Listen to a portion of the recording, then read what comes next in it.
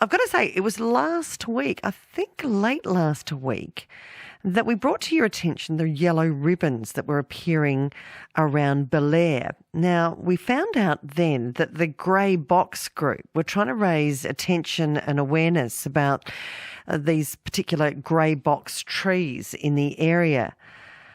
Greg O'Grady joins me now. He's an admin for the Mitcham Hills Road Network Group, and it seems someone's certainly paying attention to those yellow ribbons, Greg. It does seem so, yes. Yeah. So much so they've gone. Well, I mean, I was over at Port Wollonga over the long weekend and enjoying time with the family, but someone else seemed to spend some of their time to remove the ribbons, which is a bit of a shame because I think they look quite nice. A lot of people enjoyed seeing them there. Look, they have removed them. Are you getting any indication of who that might be or when it happened? Well, sometime over the long weekend, so not sure why. The ribbons were placed, as we discussed on Friday, to raise awareness of the trees in the area and the planned upgrade to the intersection of James Road and Old Belair Road, and to encourage some more community discussion about it. They're gone, but I mean, despite the fact that they're gone, we want to see this discussion continue and consider other options that won't involve such large-scale tree removal and probably a solution that will provide better outcomes for the road users in Hawthorndean and Glenelta and certain parts of Belair during their morning rush hour commute towards the city. In their short-term time that they were up, did they engender any response? Yeah, there has been quite a bit of discussion, as was planned. There's a few local Facebook community groups where people these days share their thoughts and opinions and ask the questions as to why they're there. So yeah, they were quite effective. As I said, they did look quite nice. We have had a number of compliments on them, and when they were removed, I got a number of phone calls saying, why were they taken down? Yeah. So it's a bit sad to think that, I mean, if whoever took these ribbons down, if they're dumping them, would be not a good thing. The Grey Box Community Group was looking to use those ribbons during the upcoming Grey Box Day, which will be happening again in May this year. And I know that they'd like to get the ribbons back and not see them go to landfill. Is there any indication that this is just someone who disagrees with you, or whether it's an official people taking this down? Or there's no. It's hard to know. No. Nobody's come clean on it.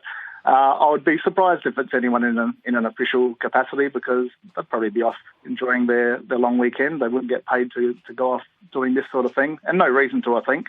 But yeah, quite possibly somebody within the local community who thinks that it was the right thing to do to remove them. But will your group sort of reissue or re-tie the ribbons around the trees? To get your point across?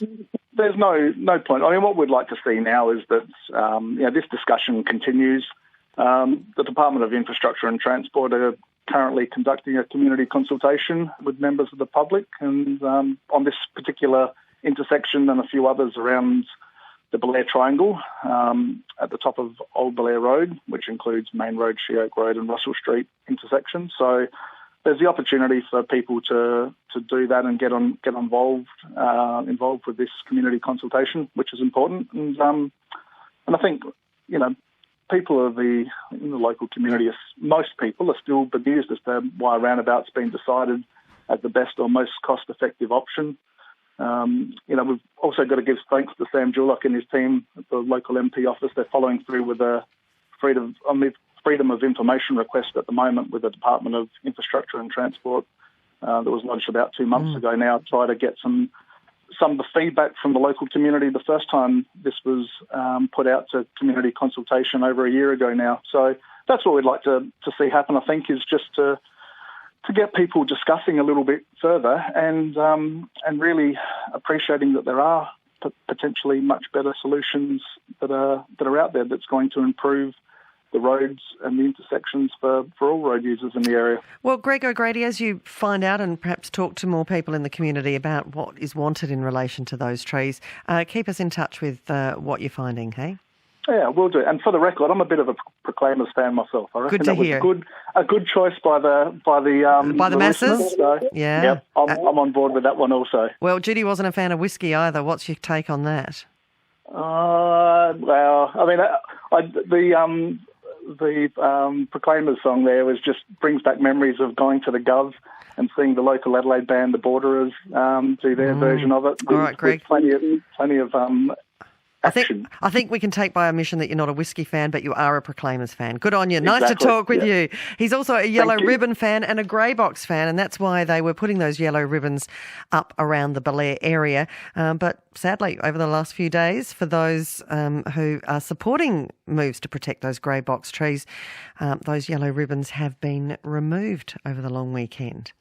1300 222 891. You can also text on 0467 922 891. One of our texters says, what a miserable act.